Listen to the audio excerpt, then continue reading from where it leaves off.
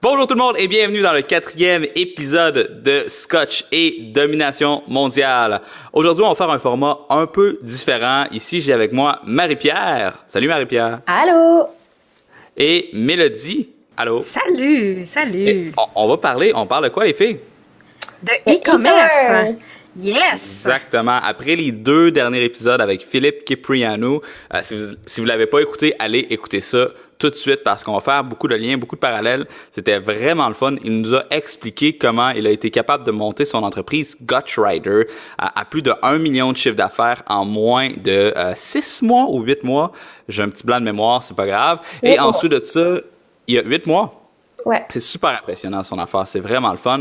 Et ensuite de ça, il a été capable d'utiliser le marketing par courriel pour être capable de générer ses ventes. Il y a généré 75 000 adresses courriel pratiquement gratuitement avec une toute petite stratégie toute simple où ce qui upsell la personne une fois qu'elle s'est inscrite avec une offre qu'il testait. Et puis, ça faisait en sorte que son coût d'acquisition était quasiment nul.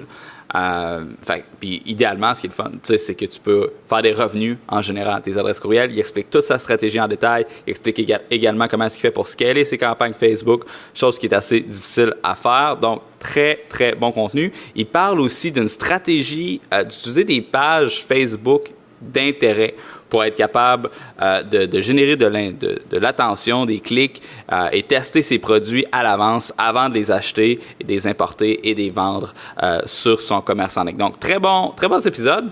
Et puis, aujourd'hui, on va regarder comment se lancer un commerce en ligne.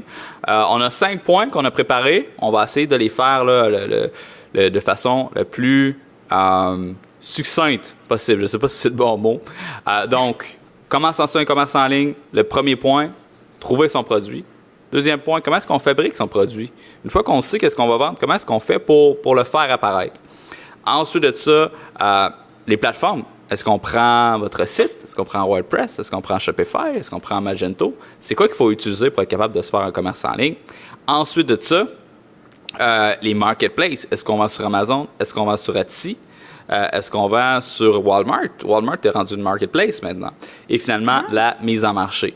Donc, est-ce qu'on prend les influenceurs, médias sociaux, marketing par courriel, référencement, etc. Ça fait beaucoup de stock. On va essayer d'en passer le plus possible. Dans le prochain épisode, on va parler avec Philippe de l'entreprise Novathèse qui se spécialise justement en commerce électronique et on va voir une autre perspective sur qu'est-ce qu'on va parler aujourd'hui. Donc, on est vraiment dans un blitz là, au lancement du podcast à propos du commerce en ligne. Bon, on dirait que je parle beaucoup. Trouver son produit. Le premier point. J'espère que vous êtes prêtes. Ah oui, on est prêtes. Comment est-ce qu'on fait pour trouver un produit? Ben, pour trouver un produit, premièrement, il y a des outils qui peuvent nous aider pour trouver des produits. C'est sûr que si on se fie à notre propre jugement aux produits qu'on utilise quotidiennement, si on regarde, qu'on prend notre café le matin et qu'on se dit « j'utilise des tasses, je vais vendre des tasses », ben, c'est peut-être pas la meilleure stratégie. Il faut vraiment aller dans des marchés qui sont pas saturés idéalement. Mais elles sont belles, mes tasses. Oui, elles sont belles. Mais des Batman dessus. Là, je dis pas qu'il faut pas vendre de tasses, sauf que c'est peut-être pas l'idée de produit du siècle. C'est peut-être pas ton idée Eureka qui va te lancer en affaires. Il y a un outil que j'apprécie particulièrement qui s'appelle Therapy, Olivier, que tu connais toi aussi. Définitivement. Qui est très utile, en fait, qui va nous donner un peu les statistiques de tout ce qui se vend sur eBay.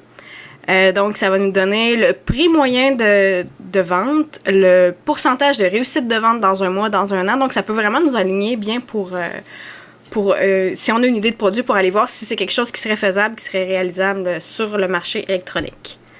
T'es-tu en train de me dire que si jamais je veux vendre des tasses, parce que moi, je trouve que c'est une vraiment bonne idée, je pourrais utiliser Therapy pour aller regarder combien il y a de tasses qui s'est vendues dans les 30 derniers jours sur eBay, puis ça va me donner un indice de combien, c'est quoi le nombre que je serais capable de vendre, mettons. Oui, c'est ça. Puis tu sais, j'ai peut-être parlé trop vite aussi avec mon exemple de tasse. Peut-être que des tasses Darth Vader, que c'est une super bonne idée.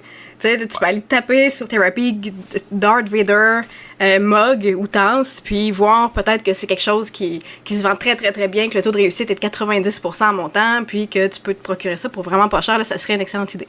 Ben là, je vois 2 choses dans ce que tu viens de dire. Premièrement, Darth Vader, c'est un...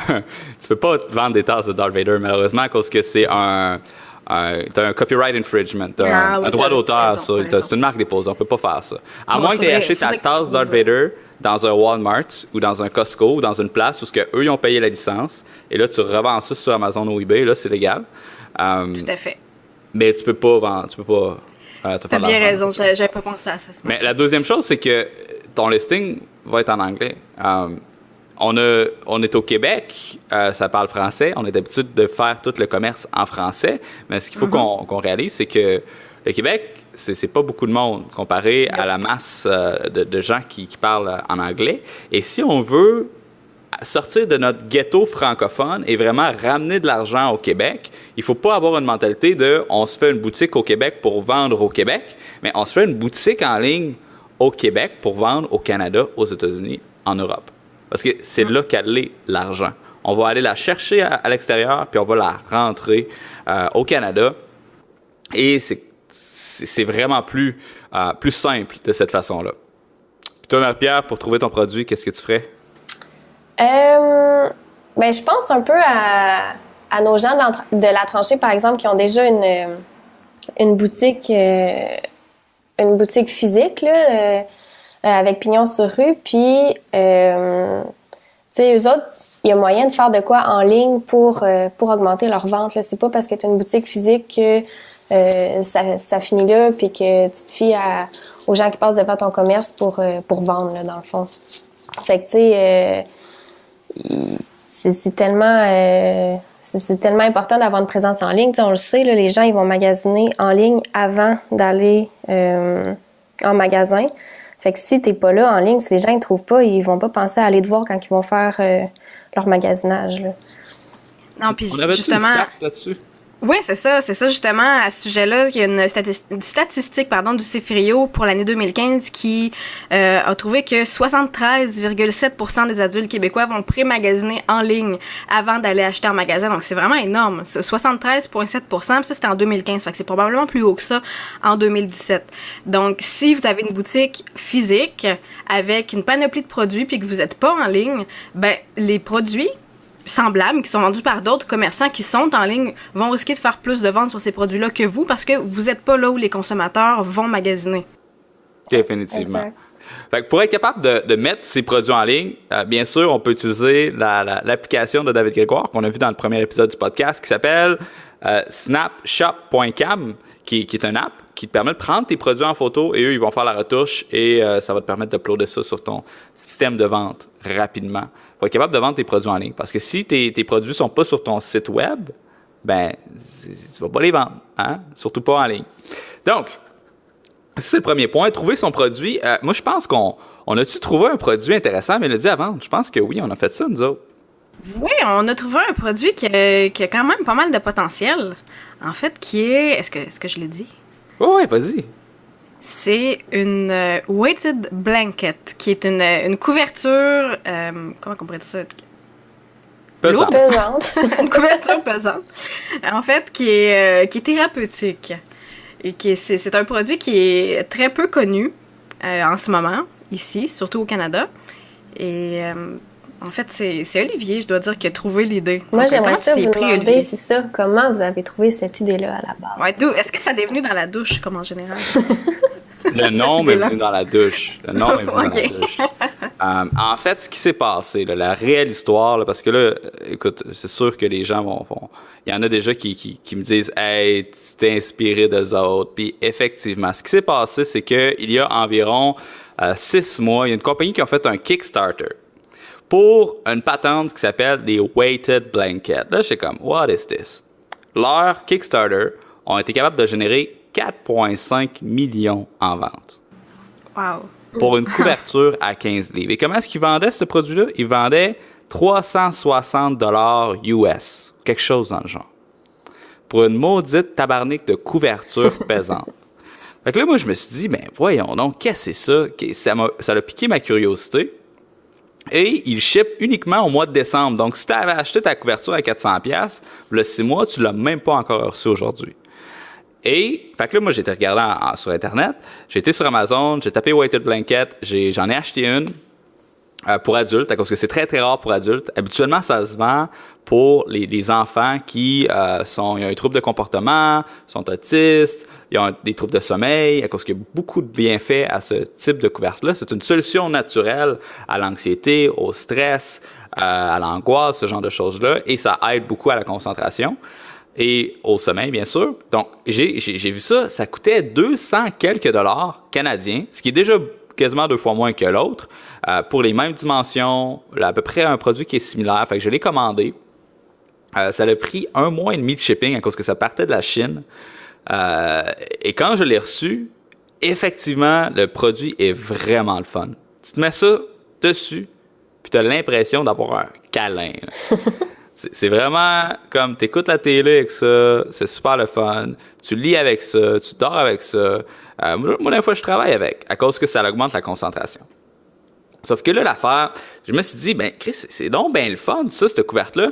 Faudrait, jamais de la vie, ça vaut 200 quelques piastres. Jamais de la vie, ça vaut 400 piastres non plus. Pourtant, les gens ils ont été prêts à payer ce montant-là, de un. Et de deux, je serais pas censé avoir à attendre 1 mois même pour avoir ma couverte. Ça n'a aucun sens. Fait que c'est pour ça que on a été sur Alibaba, justement, étape numéro 2, fabriquer son produit pour être capable de trouver une compagnie qui serait prête à faire le produit pour nous, mettre notre brand dessus, notre logo dessus, et nous shipper ça en grosse quantité pour qu'on puisse le vendre moins cher avec un service plus rapide aux Canadiens puis aux Américains. Fait que ça a été le processus. Et puis, ce qui est drôle, c'est que le supplier, c'est le produit qu'il crée. En tout cas, c'est très, très, très, très, très similaire à l'autre là, qui a fait son Kickstarter, qui s'appelle Gravity Blanket. Je pense que c'est même les mêmes images qu'ils ont pris du supplier, qu'ils ont mis sur leur site web eux autres. Fait que c'est pas mal le même produit qu'on va vendre pour à peu près la moitié du prix. Fait puis on va être capable probablement de le shipper avant eux autres à cause que on s'est dépêché là, de faire ça le plus rapidement possible. Le nom, c'est The Amazing Blanket. On a fait le site web theamazingblanket.com. On a commencé à développer sur le développement du contenu, sur le développement de la marque, comment est-ce qu'on va faire la mise en marché. Donc, on est en train, en fait, de faire le processus de création de e-commerce en même temps que vous autres, en même temps que tout le monde, là. On n'est pas nécessairement les experts incontestés. On a accès à des gens très, très compétents dans le domaine et on teste systématiquement tout ce qu'on entend sur le sujet. Oui, puis pour cette couverture-là, en fait, la raison pour laquelle on a décidé de la vendre, c'est que justement, c'était un produit qui était vraiment très intéressant, qui semblait avoir un marché aussi ouvert à ça, qui n'était pas nécessairement disponible à prix et dans un délai de livraison raisonnable. Par contre, on a brisé un peu une règle générale, en fait, qu'on devrait suivre quand on fait de l'importation de produits. C'est le poids. Définitivement. C'est en général, c'est sûr que quand on veut faire manufacturer un produit puis le vendre, il faut que ce soit facile à livrer. Il ne faut pas que ce soit quelque chose qui va risquer de s'endommager dans la livraison ou qui est trop lourd parce que ça coûte très, très cher de livraison.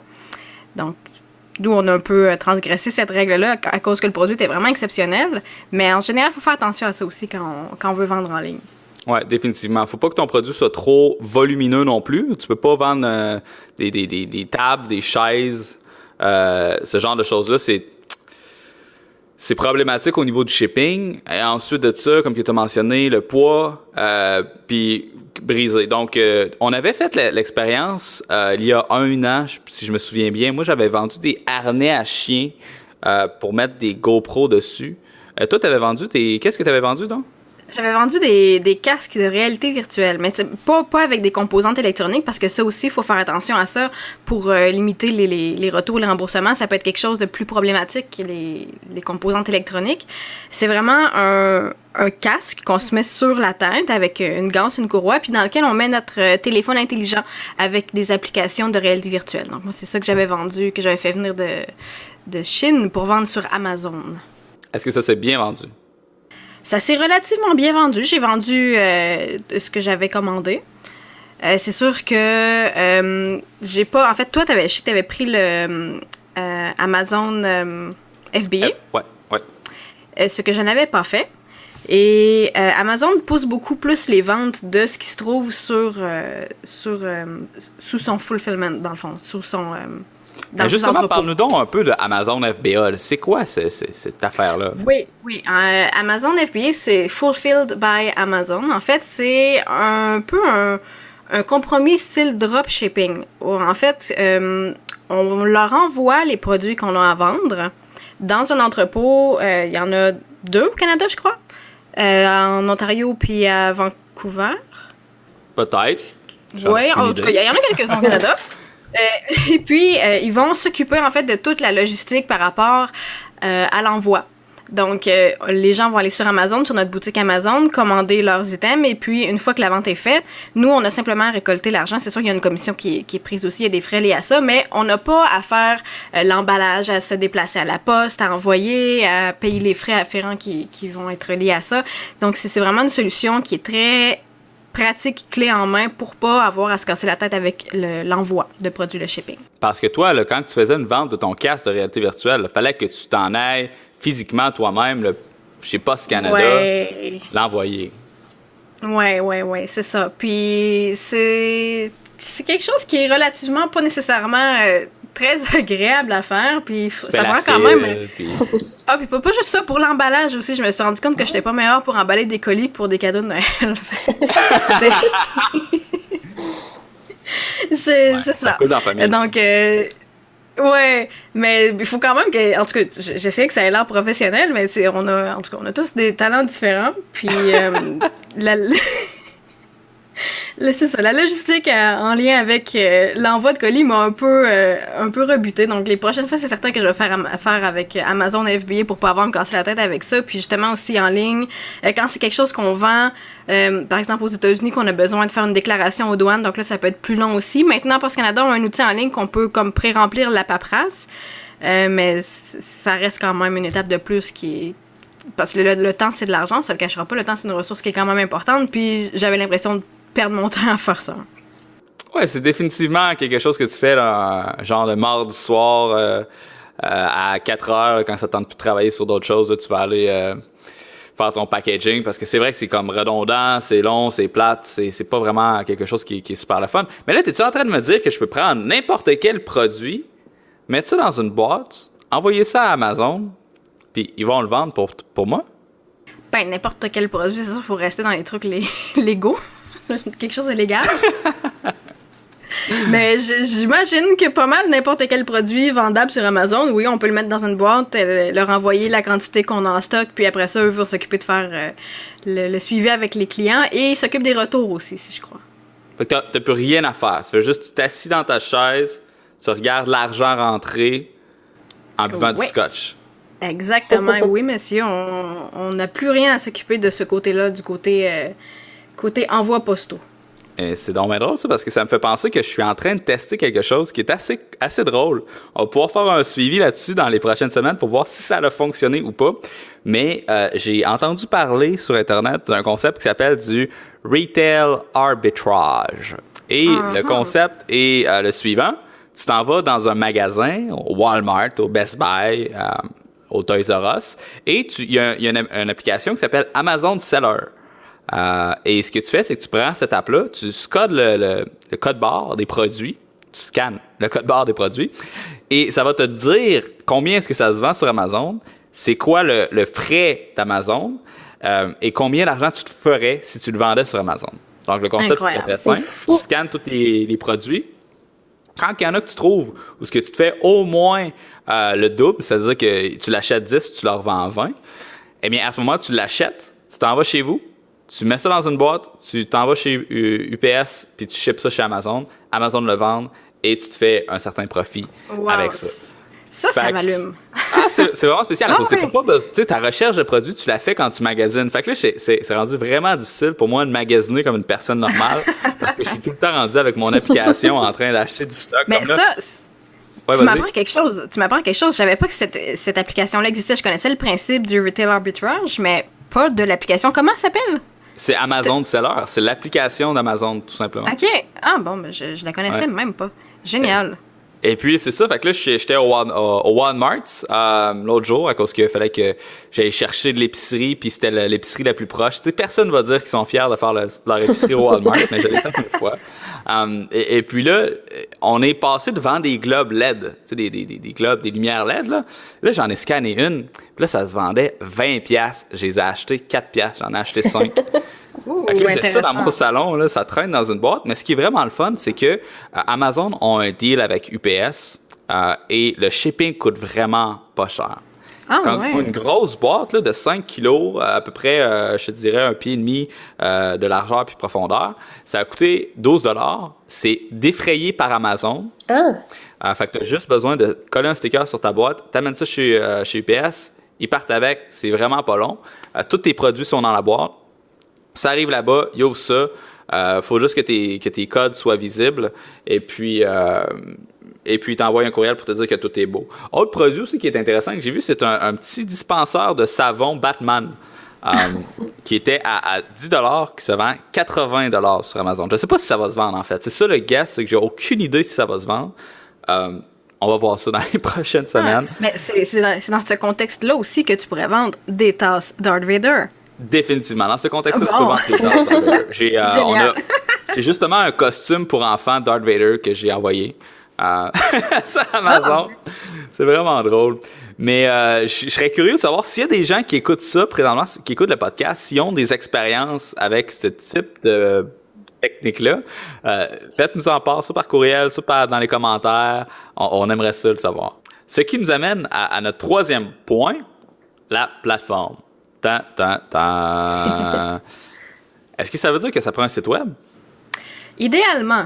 Tu sais, ça va aller bien mal vendre tes produits sur Internet si tu n'as pas de site Internet. Mais non, on vient de dire qu'on peut vendre sur Amazon. Ouais, c'est une plateforme quand même, Amazon. T'as une boutique. Amazon. Même si c'est pas ton site, ça reste une plateforme de vente. OK, fait que tu es en train de dire que j'ai pas besoin d'avoir mon site web, mais que je peux vendre sur les sites web des autres. Là, tu es en train de me mêler. En fait, lorsque je parle de la plateforme, Amazon, Etsy, Walmart, c'est quoi les autres? Il y en a d'autres. eBay, bien sûr, eBay. C'est des marketplaces, c'est des places de marché qui attirent déjà des millions et des millions et des millions de visiteurs tous les mois. Et fait qu'on peut utiliser ces places-là pour être capable de vendre notre stock, définitivement. Sauf que le problème avec ça, c'est que si tu veux créer ton propre produit à toi, avec ta propre marque, avec ta brand, pour être capable de créer quelque chose qui t'appartient, en fait, et pas juste de vendre les produits des autres, mais de vendre tes propres produits, ben c'est sûr que moi, si j'achète une case, ici j'ai une case, c'est Spigen. Bon, ben si je m'en vais sur Google, puis que je marque Spigen case, probablement que eux autres, ils ont un site web, c'est justement, et les gens qui sont plus consciencieux peut-être, là, qui regardent les reviews avant d'acheter, ils vont aller sur le site web de la compagnie pour regarder à quoi ça ressemble. Aussi, ils vont générer du trafic à partir des moteurs de recherche qui vont amener les gens sur leur boutique à eux. Et les ventes qu'ils font sur leur propre site web, ben, ils ont une plus grosse commission, parce qu'on sait qu'Amazon se prend un frais. Fait qu'ils vont se faire plus d'argent s'ils vendent eux-mêmes leurs propres produits.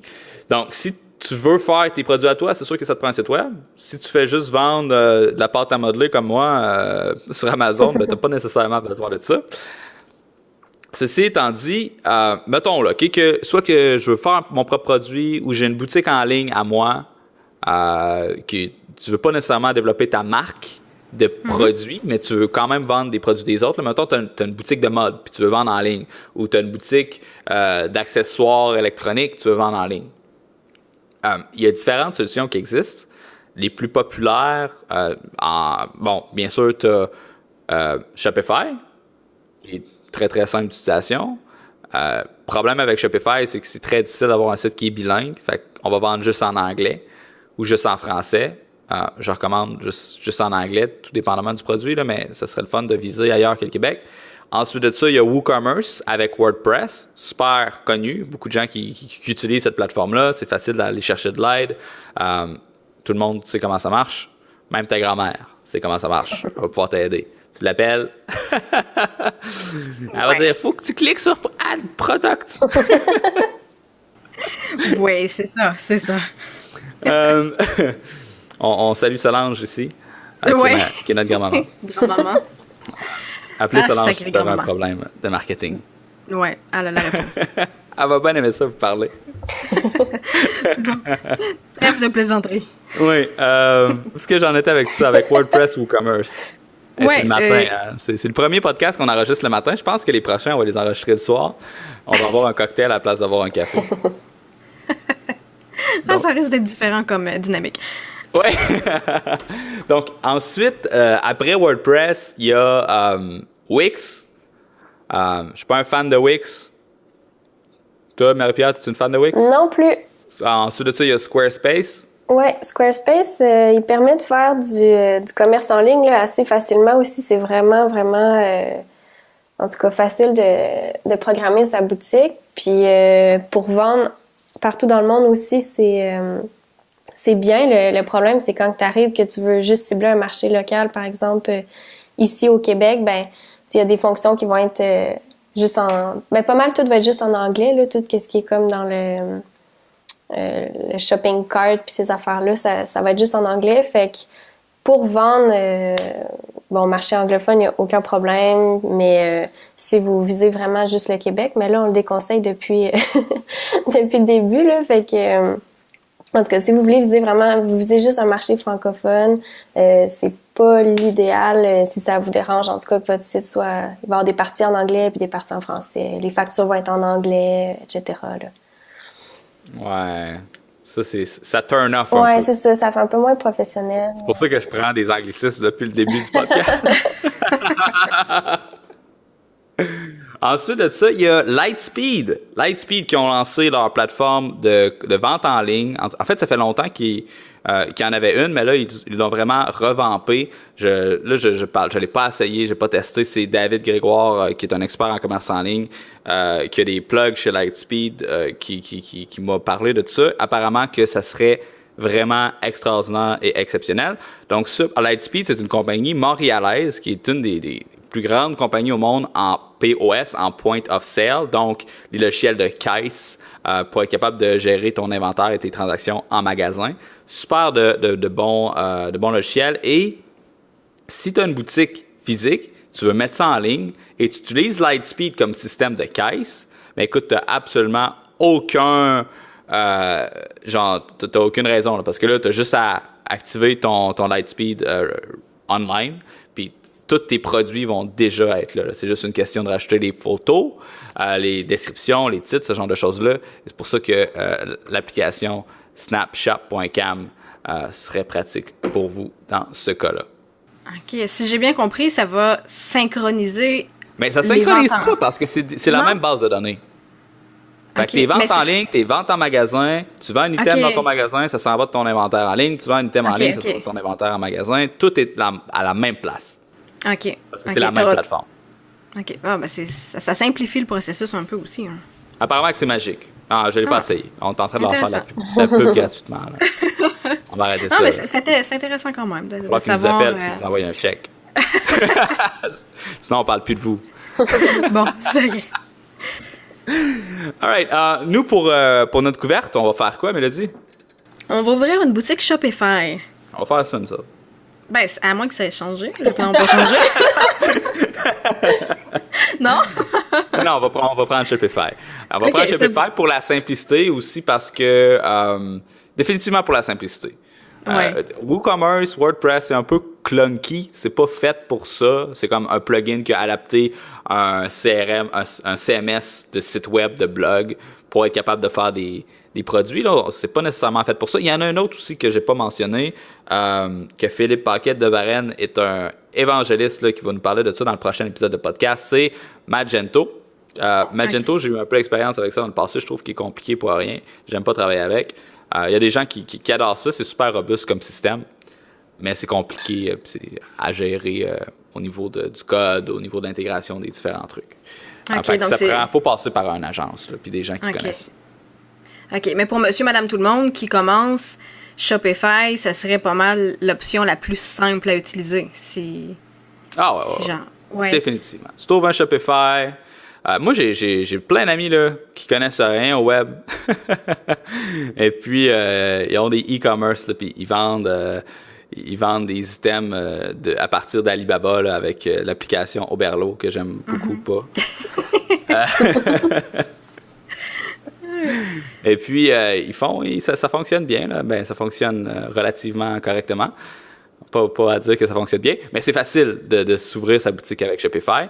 Et quand on a une infrastructure professionnelle en arrière, on est capable de faire un bon chiffre d'affaires. Il y a plein de compagnies d'assez grande envergure qui utilisent ça. On avait fait une présentation, Marie-Pierre, l'année passée.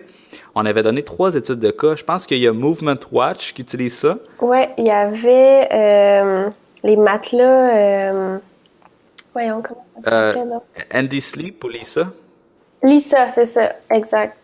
Puis notre troisième, c'était Frank & Oak. Ah ouais. Ça, c'est tout sur la plateforme Shopify. Ouais. Ah bon. Ah ben je savais pas pour Frank & Oak, c'est génial. Donc Shopify, c'est vraiment en fait une solution clé en main.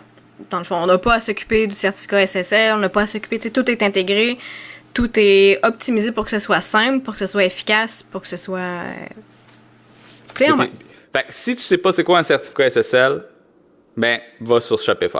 ouais, ça vient régler le problème. Ça va éviter beaucoup de casse-tête. Ouais, Exactement. Puis ils ont les chatbots aussi qui sont intégrés pour que la personne puisse se faire envoyer son code de tracking par Messenger.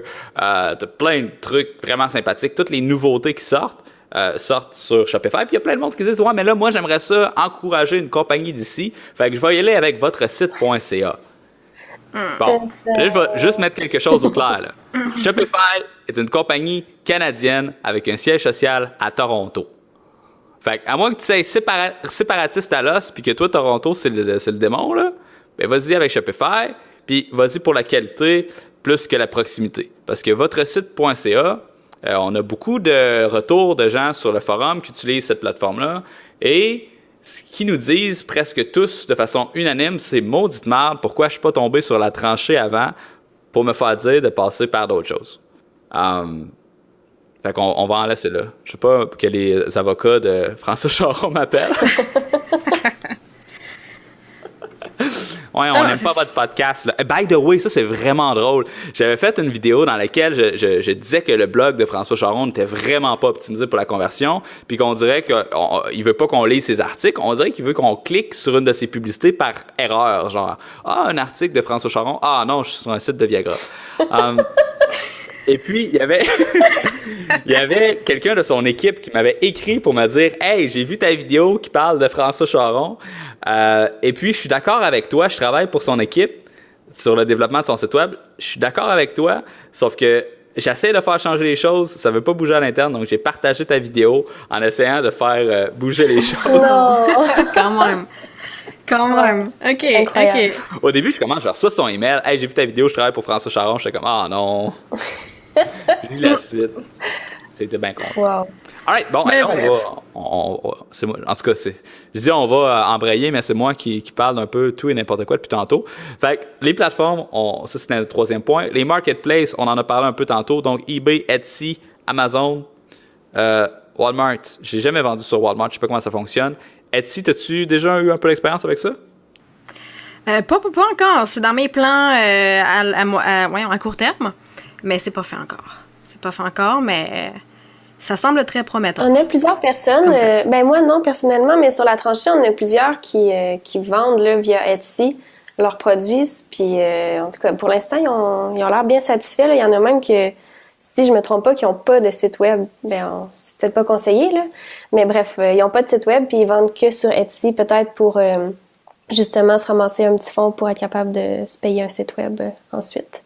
Mais Etsy, c'est vraiment le fun parce que c'est une marketplace de produits faits à la main, artisanaux.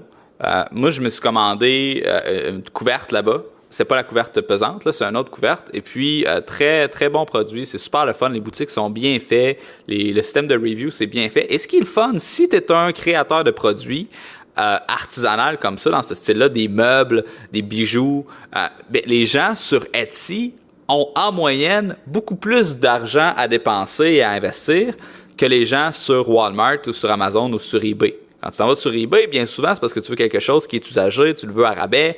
Quand tu t'en vas sur Amazon, ben là, tu as un peu plus classe moyenne supérieure. Ça te dérange pas de payer un peu plus cher pour avoir Amazon Prime, l'avoir rapidement. Mais quand tu es sur Etsy, c'est parce que tu cherches quelque chose qui est unique, qui va attirer les commentaires, qui va faire « Wow, man, c'est où est-ce que tu as pris ça, ce produit-là? » Puis là, toi, tu es fier de dire que « Ah, ben, c'est Gaëtan, man, qui a fait ça en Estrie. » Puis ça a été fait avec du vrai bois d'une vraie grange qui existait pour de vrai. Ouais. C'est vrai, l'intention d'achat est vraiment pas la même quand on va sur Etsy que, comme tu dis, sur Amazon.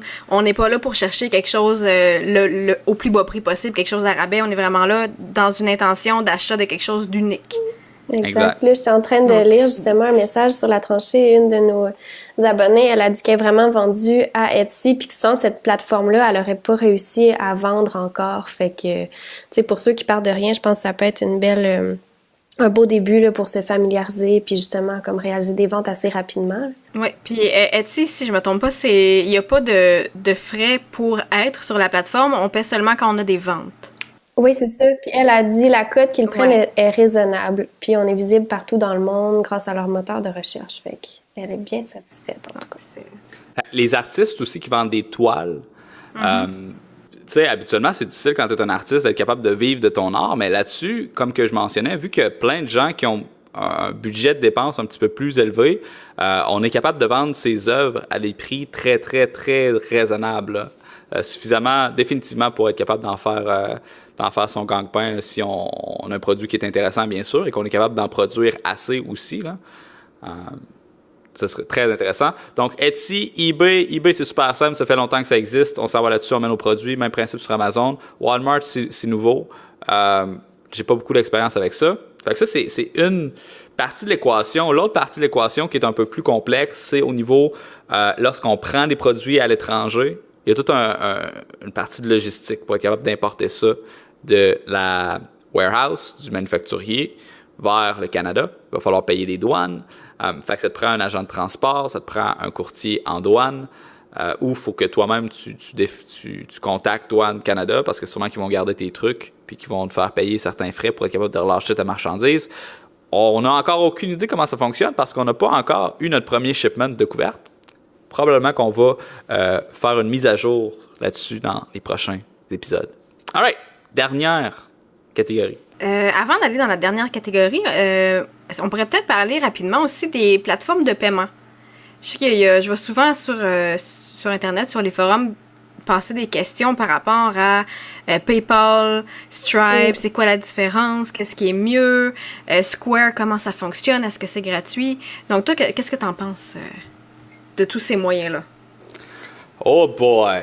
Tu veux vraiment me lancer dans un débat Stripe contre PayPal? Je pense que tu veux pas faire ça.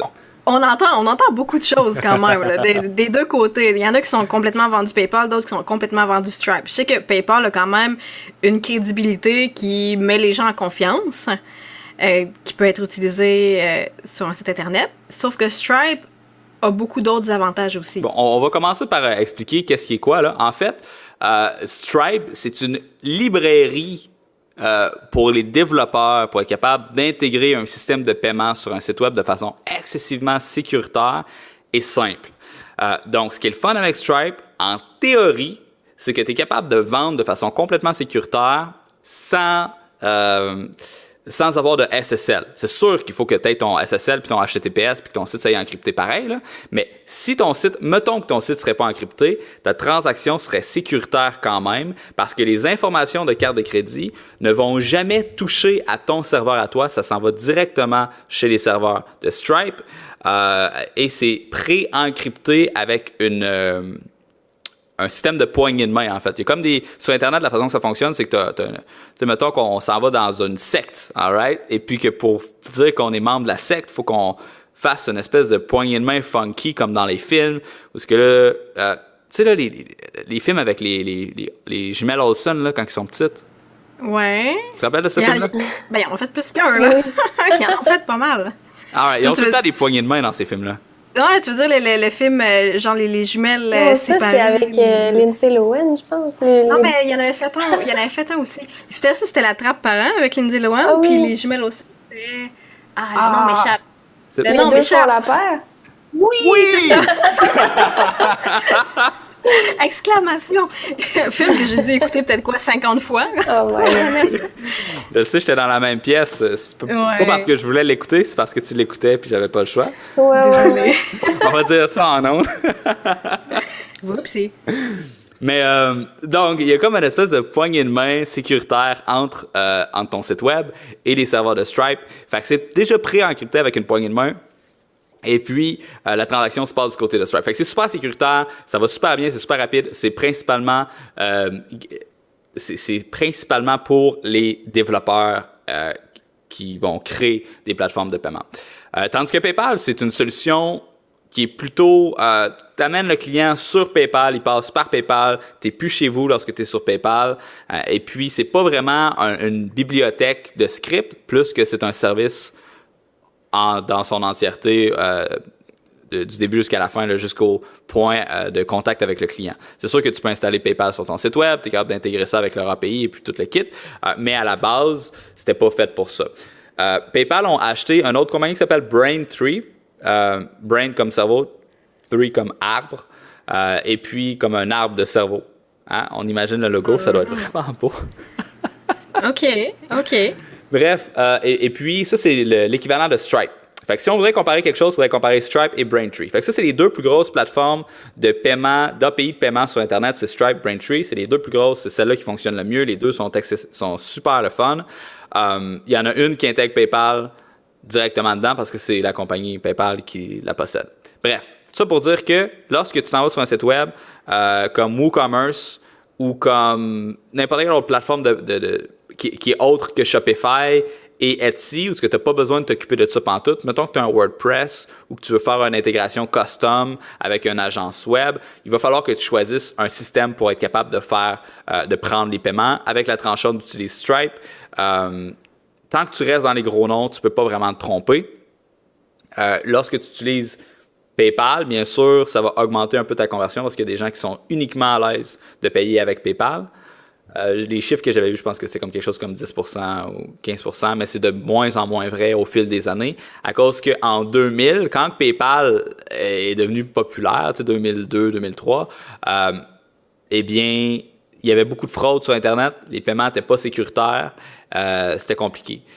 Maintenant, c'est une autre histoire. Là. Les paiements, c'est super sécuritaire et en fait, c'est beaucoup plus quelqu'un qui va te voler ta carte de crédit, la fraude, en fait, qu'un site web, qu'une transaction sur Internet qui va se faire intercepter ou un site web qui est malicieux, ce genre de choses-là. Ouais. Fait grosso modo, pour récapituler ce que je viens de dire, parce que j'ai comme été dans plein de directions, si tu utilises Shopify, comme on a mentionné, tu n'as pas besoin de t'inquiéter avec ça. Et sinon, utilise les gros joueurs, Braintree, Stripe, puis PayPal, touche à rien d'autre. Je pense que l'idée aussi, c'est... il y avait une statistique qui disait à chaque fois que comme ton panier d'achat ou ton système de paiement, il prend 2 secondes à loader, tu perds 20% de tes ventes, comme les gens vont juste abandonner.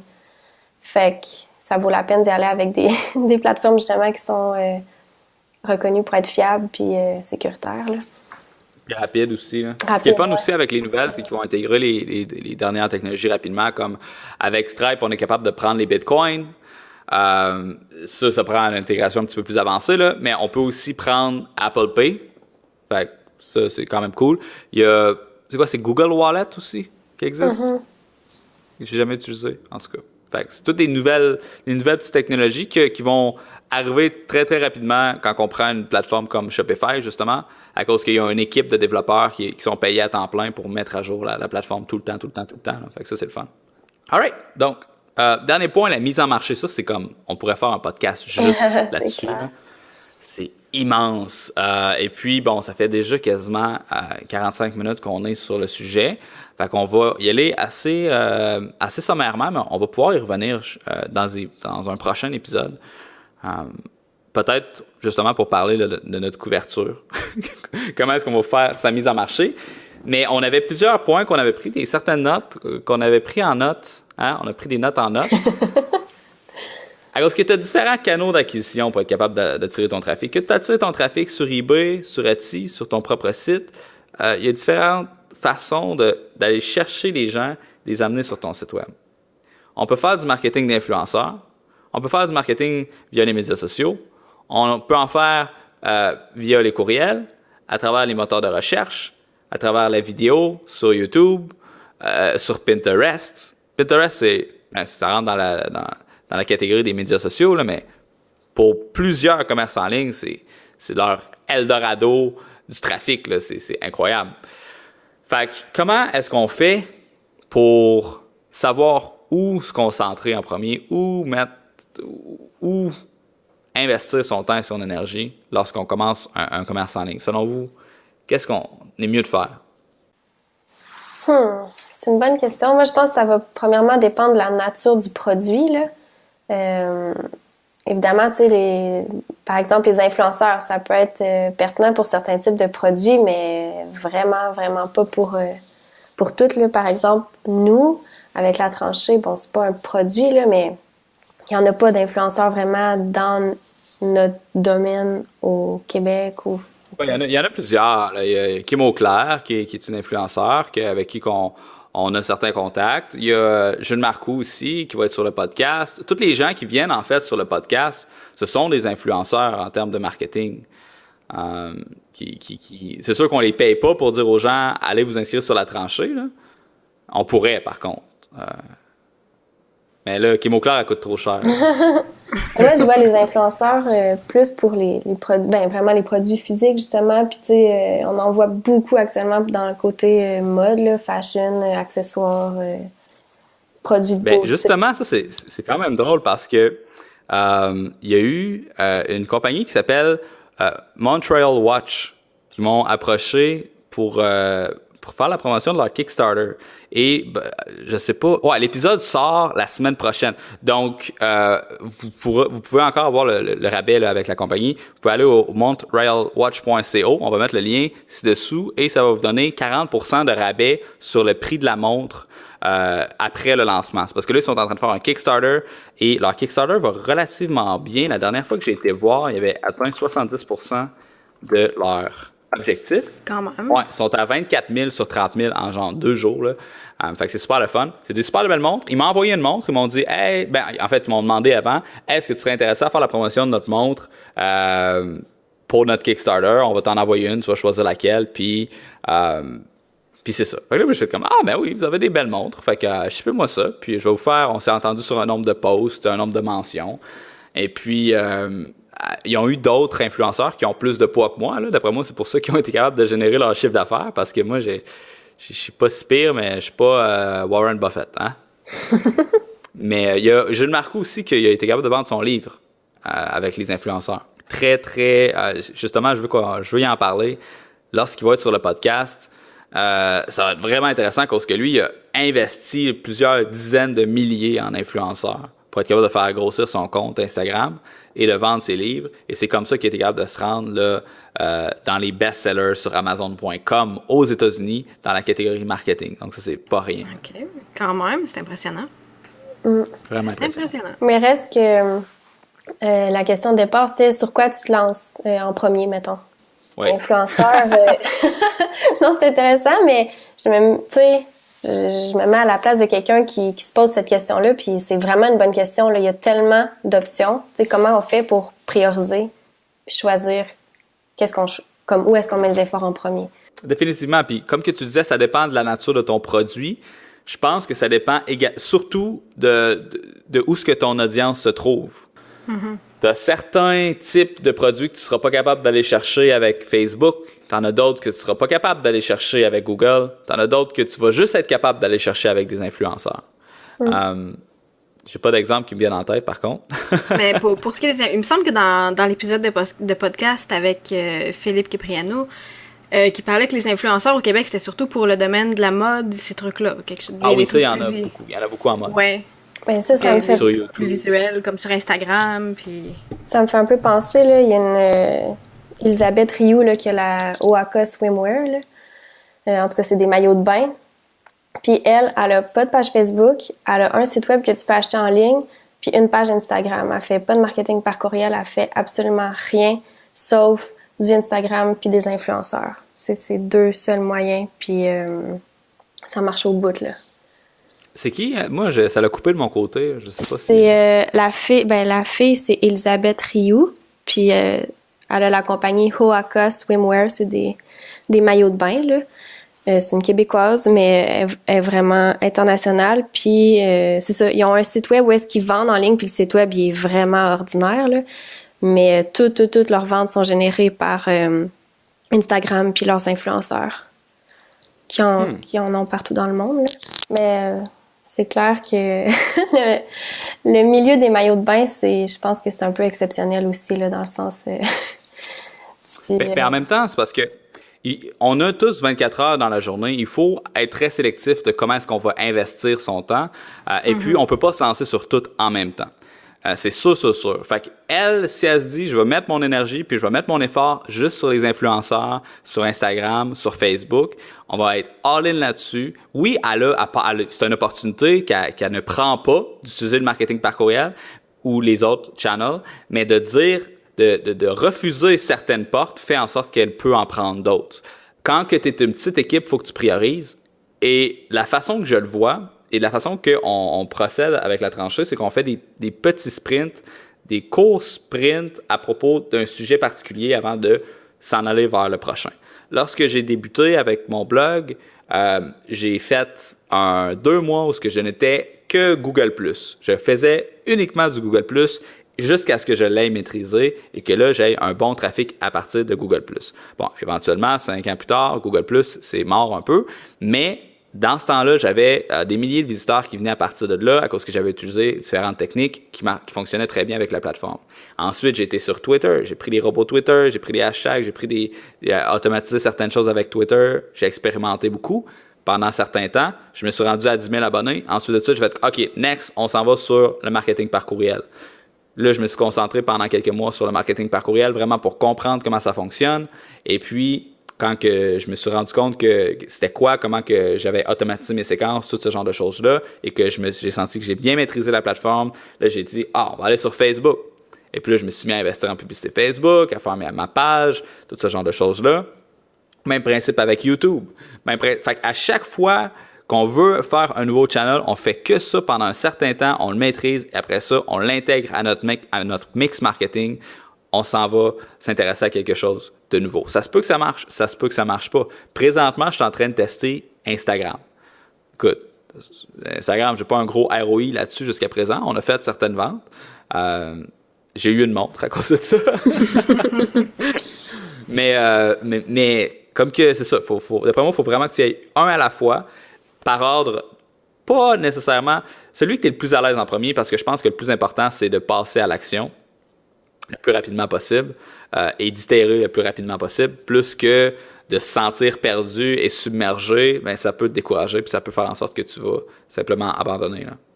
Dans le dernier épisode avec Philippe Kyprianou, justement, en parlant de médias sociaux puis de différents canaux d'acquisition, lui, il y avait différentes communautés à l'avance de lancer son e-commerce. Il y avait des pages Facebook sur les bikers, les maris de bikers, pas les maris de bikers, les mamans de bikers, les femmes de bikers, plein de différents groupes d'intérêt en lien avec son produit, ce qui lui a permis à l'avance d'être capable de vendre à des gens sans utiliser sa marque Gutrider. À cause que Gutrider, c'est une marque qui ne dit absolument rien à personne si c'est la première fois que tu l'entends. Mais si tu es une maman de biker et que tu vois un groupe qui s'appelle Biker Mom, instantanément, ce groupe-là va te parler et tu vas dire « ça vient me rejoindre moi, ça a été fait pour moi ». Ce genre de page-là, de créer des pages d'intérêt autour de ton produit, ça peut être une excellente stratégie pour être capable de faciliter la croissance et la fiabilité, en fait, là, de ta capacité à générer des revenus. À cause que, tu sais, mettons là, que je sais pas, Phil, il voudrait se partir à une autre entreprise qui est pas exactement sur le même type de produit, fait qu'il peut pas vraiment intégrer ça à son site Gutrider, mais ça s'intéresse au même type d'audience. Eh bien là, il peut utiliser l'ensemble des plateformes qu'il a créées jusqu'à aujourd'hui pour lancer sa nouvelle marque et ça va être vraiment facile à cause qu'il y a déjà des centaines de milliers de personnes qui sont prêtes à écouter ce qu'il y a à dire. Fait que ça, créer ton audience excessivement puissant lorsqu'on veut démarrer un commerce en ligne. Puis tu as utilisé, je pense que tu as mis le point sur quelque chose de vraiment important aussi, tu as utilisé la formulation en lien avec le produit, dans le sens qu'il a fait des communautés qui ont des intérêts avec son produit ou qui ont un lien avec son produit, son domaine. Puis ça, c'est une formule aussi qu'on peut appliquer non seulement dans les groupes des médias sociaux, mais aussi comme sur un blog, par exemple. Oui. Faire des articles en lien avec le produit, le domaine, pour le référencement, ça peut être une autre bonne façon aussi. Ah, mais même à ça, ce que tu pourrais faire, c'est tu pourrais faire plusieurs blogs différents qui parlent de tu sais, mettons, là, on a, je sais pas, pour nos cours en ligne, OK, on va parler de ça de même parce que on travaille là-dedans, mais on pourrait faire des sites web, c'est tout complètement fictif, puis je vais pas le faire, puis si vous voyez un site qui a ce nom de domaine-là, ben c'est parce qu'il y a quelqu'un qui a écouté le podcast puis qui l'a fait. Ce serait, mettons, critiquedecoursенligne.com. Et puis, les articles qu'on fait, ce sont des critiques de cours en ligne.